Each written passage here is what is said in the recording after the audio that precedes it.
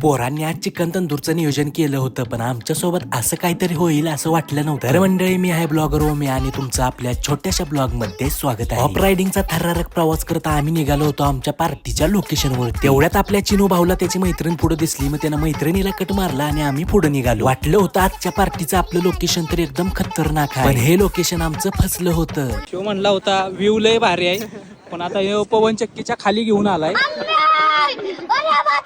शिव आमचा मित्र गोट्या, ह्यो म्हटला होता लोकेशन एकदम भारी आहे, पण तो घेऊन आलाय पवन चक्कीच्या खाली. इथं हवा एवढी आहे की इथं चूल काय आम्ही पेटवू शकत नाही. त्यामुळे लोकेशन जरा चेंज केलं आणि आपल्या आजच्या नियोजनाला सुरुवात केली. पोरांना आज भाजलेली कोंबडी खायची होती. त्याच्यासाठी लागणार सगळं साहित्य घेऊन मिक्स करून घेतलं. मिक्स केलेलं हे सगळं मसाला कोंबडीला लावून घ्यायचं. अरे नीट लाव की दिवाळी उठून लावतीस.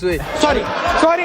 कोंबडीला असा मसाला लावून घेतला, तोवर पोरांनी इकडून झाडावरून एक ड्रोन शॉट घेतला. पोरांनी इंग्रजांच्या वस्त्राचं तुकडं तुकडं करून कोंबडीला गुंडाळून घेतलं. आता पोरांची गडबड सुरू होती ती कोंबडी भरपळण्याची. कोंबडीच्या बाजूने शेकोटी उभी करून घेतली आणि फायनली ती पेटवून दिली. कोंबडी भाजस्तवर काय करायचं म्हणून पोरांनी इकडे तवर जिंगालाचा डान्स सुरू केला. बटर बिटर लावून तर कोंबडी एकदम मस्त भाजून घेतली. तर मित्रांनो फायनली डन.